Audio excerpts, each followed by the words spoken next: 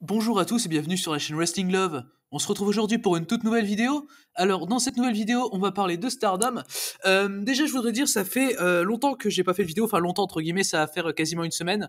Tout simplement parce qu'en ce moment, j'avais pas trop le temps. D'ailleurs, là, je vais reviewer un show du 29 janvier. Surtout qu'il y a les JO d'hiver en ce moment qui ont commencé et tout, et que du coup, mes occupations sont un peu décalées du catch pendant du coup encore un peu plus d'une semaine.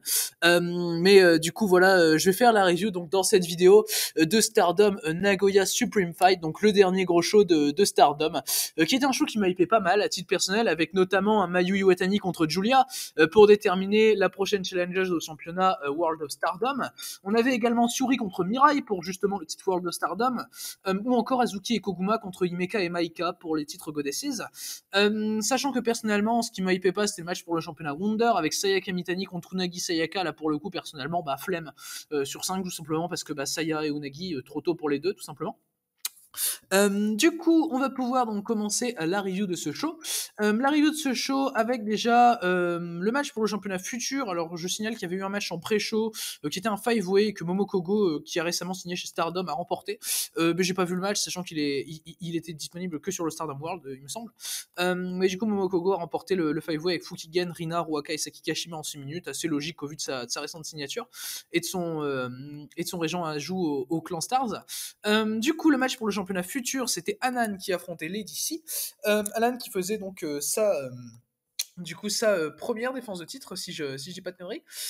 Et du coup, le match a duré un peu moins de 6 minutes. Il a été remporté logiquement par Anan, hein, qui a conservé son championnat futur. De toute façon, il n'y avait pas d'autre issue possible à mes yeux. Et du coup, personnellement, ce Anan contre Lady C, je lui ai mis la note de 2,5. Voilà, tout simplement parce que c'est un match assez lambda, que tu places comme ça pour ton titre futur, où il n'y a pas grand chose à raconter au final. T'as Lady C qui a sa chance comme ça en première challenger, c'est bien pour elle.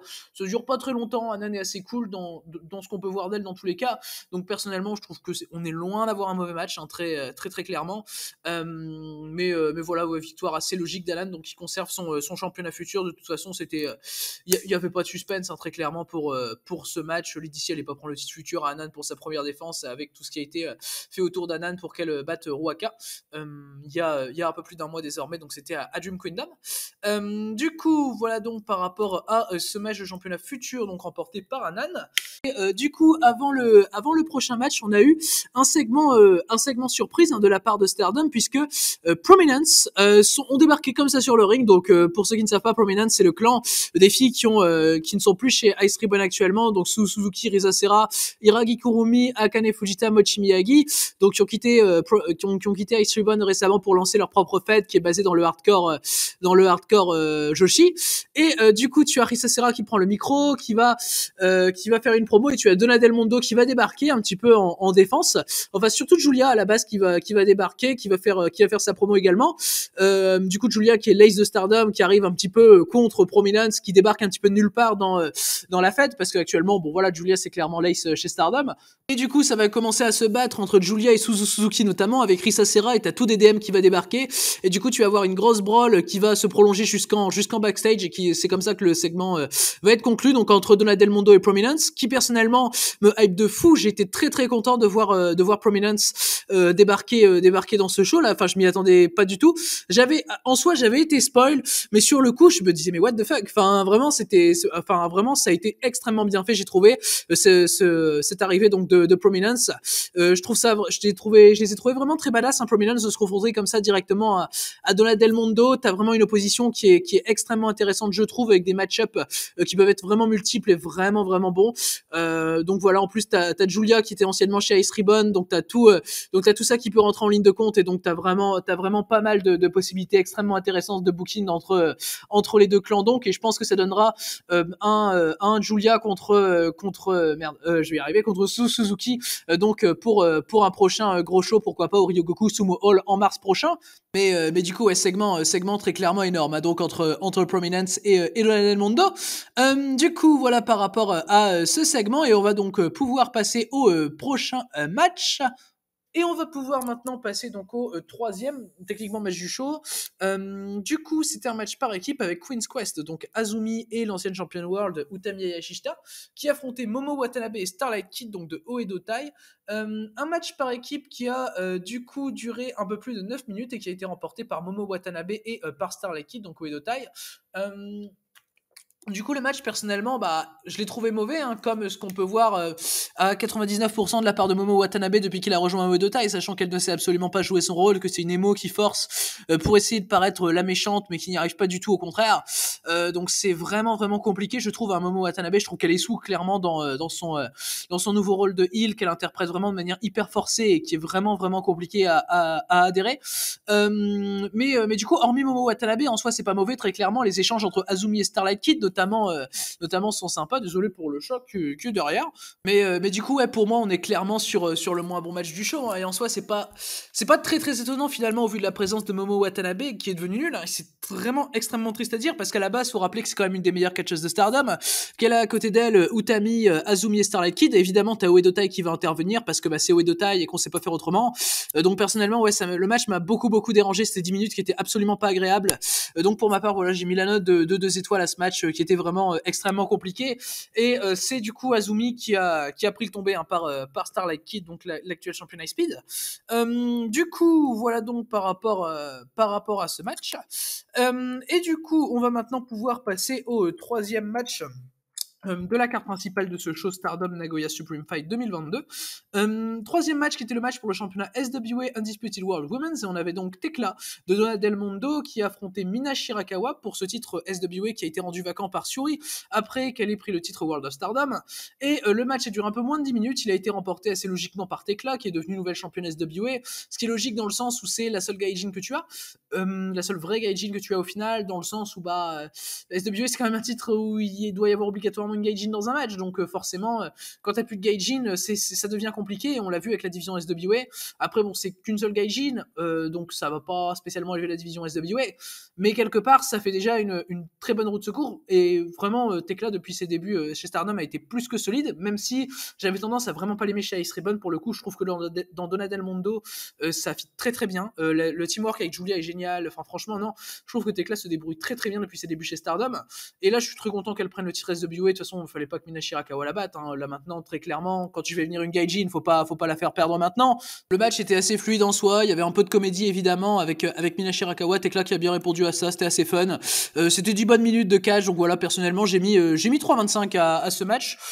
C'est pour moi le troisième meilleur match du show, hein, clairement. Voilà, c'était un match vraiment bien sympa avec deux filles qui ont bien joué leur rôle. Du coup, voilà donc par rapport à ce Tekla contre Mina Shirakawa pour le titre SWA. Et on va donc pouvoir passer au prochain match du show. Alors le prochain match du show, c'était le match pour les championnats Goddesses of Stardom, avec Azuki et Koguma qui ont récemment pris les titres à Julia et Syuri, qui défendaient contre une autre équipe de Donna Del Mondo, donc c'est-à-dire Himeka et Maika. Et ce match a duré un peu plus de 13 minutes pour être remporté donc par Azuki et Koguma. Donc pour leur première défense de titre, c'est logique, hein, qu'elles aient conservé les titres. Donc du coup voilà, franchement on a eu le droit à un bon match par équipe, mais toujours est-il que le finish a été pas mal dérangeant à mes yeux, sachant que le finish arrive de manière extrêmement random et extrêmement finalement tu vois le truc pour faire pas décisif du tout, tu vois le petit roll-up, tout ça mais ouais, Azuki et Koguma pour le coup ont eu tout de même un bon teamwork dans ce match. En face, Himeka et Maika ont clairement répondu présent à mes yeux, donc non, oui, franchement bon taf, hein, de la part des deux équipes en soi, avec un match assez fluide. Mais ouais, le finish pour moi gâche pas mal de choses, hein, dans ce match. C'est un peu dommage parce qu'il casse un petit peu la dynamique que le match est en train de prendre. On a 13 minutes de match, je pense que ça aurait pu durer un petit peu plus longtemps, quitte à enlever du temps vraiment au match de championnat Wonder. Pour le coup ça aurait été bien de l'enlever du temps au match de championnat Wonder, hein. Mais ouais, comme j'ai dit, par rapport à la dynamique du match, dans tous les cas, on reste sur 13 bonnes minutes de catch. Du coup, voilà, pour ma part, c'est un 3,25 qui aurait pu être un 3,5 très clairement, et qui a été vraiment descendu par sa fin, comme j'ai expliqué. Du coup, voilà donc par rapport à ce match, donc avec une conservation logique, hein, des titres Goddess of Stardom par Azuki et Koguma. Et on va pouvoir désormais passer donc au prochain match de la carte, qui était donc le match pour le championnat Wonder of Stardom, qui était du coup défendu par Sayaka Mitani, qui effectuait sa première défense de titre face à Unagi Sayaka après avoir pris le titre à Dream Kingdom face à Tam Nakano. Du coup, elle défendait là contre une autre membre de Cosmic Angels, et le match a duré un peu moins de 19 minutes et a été logiquement remporté par la championne Sayaka Mitani, qui a donc conservé son titre. Alors ce match, c'est globalement un match d'Unagi Sayaka, et face à Sayaka Mitani, tu peux vraiment pas faire des miracles. Alors pour ceci, personnellement j'ai mis 3 étoiles, hein, ce Saya contre Unagi, dans le sens où au final le match est pas vraiment bien rythmé, aimé. Le match manque vraiment, je trouve, de hargne pour un match championnat Wonder. Enfin, j'en attends beaucoup plus pour moi pour un match de championnat Wonder. Après, dans la globalité, on n'est pas sur un mauvais match. Très clairement, voilà, c'est pas un très mauvais match. Les deux filles sont pas mauvaises. Faut pas déconner. Sauf que moi personnellement, j'attends beaucoup plus d'un match championnat Wonder aussi haut dans la carte d'un gros show Stardom. Donc je peux pas être vraiment satisfait de par ce match, et je pense que c'est assez compréhensible. Même si en soi ce n'est pas mauvais, ce n'est clairement pas au-delà, c'est clairement pas aux attentes de ce que ce devrait être pour moi un match championnat Wonder of Stardom, qui a été mis si en avant par exemple durant le règne de Julia en 2020-2021, que finalement voir ce genre de match pour le championnat Wonder of Stardom, je trouve ça limite ridicule, tu vois. Il y a quelques manques de, il y a vraiment un manque de fluidité, je trouve, sur certaines séquences, tout ça. Mais globalement, le truc c'est que ça raconte pas grand chose. Déjà, t'as une Unagi underdog, bon, on la voit assez habituellement dans cette position-là, face à une Saya qui, de par son style, de par finalement ses expressions, tout, t'as un peu l'impression quand même de voir une underdog. Donc tu sais pas trop pour qui cheer dans le match, c'est un petit peu mal foutu à ce niveau-là aussi. Donc non, oui, puis c'est assez fade, assez plat, je trouve, comme action. Après, on n'est pas sur un mauvais match non plus. Je trouve qu'elles ont limité la casse, on va dire, Sayaka Mitani et Unagi Sayaka pour ce match de championnat Wonder of Stardom. Après, j'ai pas des souvenirs extrêmement précis du match, vu que je l'ai maté il y a quasiment une semaine. Mais c'est pour ça, comme j'ai expliqué en début de vidéo, c'était un peu compliqué de faire des vidéos ces derniers jours. Du coup, voilà, ça reporte. Je vais également parler du Royal Rumble très prochainement sur la chaîne, également de Rev Pro High Stakes, voilà pour le programme. Mais du coup, voilà, ouais, j'ai mis 3 étoiles à ce Sayaka Mitani contre Unagi Sayaka, donc avec une conservation de titre assez logique de Sayaka Mitani. Du coup, avant de passer au prochain match, faut annoncer que la Stardom a annoncé le Cinderella Tournament 2022. Et ce Cinderella Tournament 2022, comme l'année dernière, se déroulera en 3 shows. Alors personnellement, j'en vois pas extrêmement grand intérêt de faire dérouler le Cinderella en 3 shows comme l'année dernière, mais bon, ça semble être devenu la norme pour Stardom, et c'est un petit peu dommage pour le coup, sachant que j'espère qu'il y aura moins d'éliminations par-dessus la 3e corde que l'année dernière. Du coup, voilà donc par rapport à cette petite news concernant Stardom, et on va pouvoir maintenant passer donc au pré-main event de ce show. Et le pré-main event de ce show, c'était le number 1 contendership match au championnat World of Stardom, qui opposait donc Mayu Iwatani à Julia. Et du coup, ce Mayu Iwatani contre Julia, personnellement, c'est un match qui m'a hypé énormément. Au vu de l'affiche, je pense que c'est assez normal. Alors à la base, Tam Nakano était censée être dans le match pour que ce soit un freeway, mais au final, elle n'a pas pu être présente au show, donc ça a été transformé en 1 contre 1. Et Mayu Iwatani et Julia ont délivré un excellent match, donc qui a été le meilleur match à mes yeux de ce show, mais également le meilleur match de Stardom de ce mois de janvier, très clairement, puisque ce match lui a mis la note de 4 étoiles, ce Mayu Iwatani contre Julia. Comme j'ai dit, ouais, excellent match. J'aime beaucoup le concept de guerre progressive entre Julia et Mayu. Et justement, on parle de guerre progressive qui s'est pas vraiment achevée, puisque le match s'est terminé en un time limit draw de 30 minutes. Et pour moi, ça c'est un petit peu compliqué de faire terminer ce match en time limit draw de 30 minutes. Alors, en fait, dans les faits, je trouve ça pas illogique, dans le sens où Tam Nakano n'a pas pu combattre, du coup tu vas pas donner une vraie vainqueur entre Mayu et Julia. Enfin, personnellement, ça me paraît assez logique, mais du coup le problème, c'est que finalement, vu qu'elles font time limit draw, les deux seront number 1 contender, et je trouve ça un petit peu con personnellement, dans le sens où tu fais le time limit draw justement pour préserver le fait que Tam Nakano n'était pas là et puisse revenir dans le match qui se referait, mais non, au final Julia et Mayu Iwatani vont toutes les deux avoir leur chance au titre comme ça après ce time limit draw, et ça je trouve ça personnellement un petit peu compliqué. Ce sera Julia lors du premier jour du Ryogoku Sumo Hall, donc le 26 mars, et le lendemain la vainqueur du match de Julia contre soit Syuri soit Mirai, donc, et j'en parlerai plus tard, ce sera donc il y aura Mayu Iwatani en main event pour avoir une chance au titre World of Stardom. Du coup, pour revenir à ce Mayu contre Julia, donc de Nagoya Supreme Fight, on est sur un match qui est clairement booké pour te laisser sur ta faim, dans le sens, après ça me paraît logique personnellement. On a l'icon, l'ace du début de Stardom contre la nouvelle ace de Stardom, donc forcément c'est une affiche que tu vas protéger, et ça me paraît assez normal, mais dans la manière dont c'est fait, bon, je trouve que c'est pour ça que le match peut pas vraiment aller plus haut. Je trouve que le niveau storytelling du match, ça s'est un peu freiné également. Enfin, je veux dire, à part voir Julia vraiment Julia qui veut battre justement cette icon qui est représentée par Mayu Iwatani, dans le sens où Julia, elle également, veut défendre un petit peu Stardom contre Prominence dans le storytelling du truc. Personnellement, je trouve ça vachement intéressant. Et franchement, il y a franchement pas mal de spots qui sont vraiment sympas dans ce Julia Mayu Iwatani. Il y a notamment un spot avec l'arbitre à l'extérieur qui m'a fait un peu rire, où Julia sert de l'arbitre enfin elle saute par rapport à son dos et elle fait un missile dropkick à Mayu, enfin un dropkick à Mayu, un front dropkick qui est assez bien, et ça, je trouvais ça un peu fun et assez intelligent finalement de la part de Giulia, qui a extrêmement bien joué son rôle et du coup finalement qui n'arrive pas à remporter son match face à Mayu. Il y a quelques nocelles qui vont me déranger un petit peu personnellement dans le match, des nocelles de German, enfin voilà, évidemment, on essaie un petit peu de rendre épique un truc qui n'a pas forcément besoin de l'aide, c'est peut-être un petit peu gênant, mais malgré tout, dans la globalité, on reste évidemment sur un excellent match, donc entre Mayu Iwatani et Giulia, pour ce pré-main event de Stardom Nagoya Super Fight 2022. Du coup, voilà donc par rapport à ce pré-main event, qui nous donne donc les deux prochaines challenges de Syuri pour le championnat World of Stardom, pardon. Enfin, les deux prochaines challenges de Syuri, on ne sait pas, tout dépend du Giulia Syuri qui aura donc lieu le 26 mars, et la vainqueur affrontera Mayu Iwatani le lendemain. Du coup, voilà donc par rapport à ce match.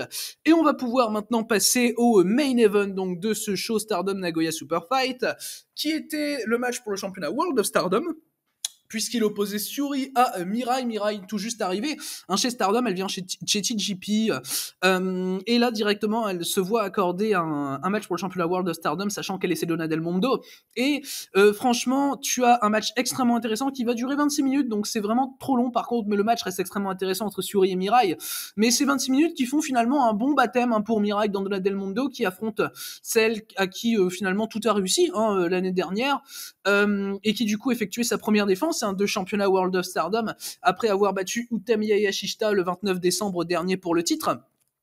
Et du coup, personnellement, je trouve que le match a été excellent, comme j'ai dit, dans son rôle d'accueil un peu de Mirai, parce que Syuri veut bien lui faire comprendre qu'elle est la patronne dans cette fed. Et du coup, franchement, les kicks de Syuri sont extrêmement impactants. Techniquement, évidemment, ça joue bien entre les deux, je trouve personnellement. Je trouve que Mirai se débrouille extrêmement bien techniquement, c'est une excellente catcheuse technique. Donc forcément, face à Syuri, t'as quelques superbes séquences de grappling. Du côté de Syuri, ça va évidemment surtout travailler le dos de Mirai, avec les kicks qui sont assez impressionnants quand Mirai est assis et qu'elle se prend des kicks dans le dos. Là, tu sens vraiment que ça y va, voilà, que ça y va fort dans le dos de Mirai, et vraiment le selling de Mirai est assez bon par rapport à ça. Et j'ai plus des énormes souvenirs du match non plus, parce que je l'ai vu il y a une semaine au final, donc ça commence à faire un petit peu. Mais franchement, Syuri a pas mal dominé dans ce match, et Mirai, il y a eu des réponses vraiment intéressantes quand même, dans le sens où elle a montré qu'elle était quand même au niveau, et ça m'avait beaucoup surpris qu'elle ait une chance directement au championnat World of Stardom, parce qu'elle fait ses débuts chez Stardom le 3 janvier, lors du premier show de 2022 de la Fed. Mais franchement, elle a montré qu'elle était à la hauteur d'un tel match. Elle a résisté quasiment 27 minutes face à Syuri, et finalement elle a fait quelque chose de vraiment excellent à Mirai pour un match auquel au final j'ai mis la note de 3,75. Bon, c'est pas exactement, enfin je m'attendais à peut-être un petit peu mieux d'un Syuri contre Mirai, qui est globalement un peu un dream match pour moi, mais dans la globalité ça a été extrêmement bien fait. C'était un très bon main event et un très bon match pour bien établir Mirai dès son premier gros match, donc avec une conservation logique de la part de Syuri. Du coup voilà donc par rapport à ce match, sachant qu'après le match tu as Giulia qui est venue faire une promo, parce que du coup Giulia sera la prochaine Challengers de Syuri au Ryogoku Sumo Hall, sachant que tu vas également avoir l'espèce de guerre entre Dona del Mondo et Prominence qui va être extrêmement intéressante également. T'as un bon programme pour Dona del Mondo dans les 2 prochains mois. Du coup voilà donc par rapport à ce show donc qui s'est conclu sur cette promo entre Syuri et Giulia. Du coup par rapport au show de l'ensemble, personnellement j'ai trouvé que c'était un très bon show de la part de Stardom. Alors certes le Syuri Mirai aurait pu être un petit peu au-dessus, certes le match de Wonder of Stardom n'est pas au niveau d'un match de Wonder of Stardom, mais t'as le Mayu Giulia qui est excellent, t'as les débuts de Prominence chez Stardom dans un excellent segment, t'as même je vais y arriver, le Tekla Mina ainsi que le match de championnat Goddess qui était très sympa. Donc pour moi c'est quand même vraiment un bon show, et si je conseille un match, évidemment regardez Mayu Giulia, qui était pour moi le meilleur match du show très clairement, malgré un résultat et tout ce qu'il amène, enfin pas le résultat en soi, le résultat est pas dommage, mais c'est ce que ça amène qui est dommage à mes yeux. Du coup voilà donc par rapport à ce show. Du coup merci à vous donc d'avoir écouté cette vidéo, j'espère qu'elle vous aura plu, et du coup d'ici les prochaines vidéos je vous dis à la prochaine.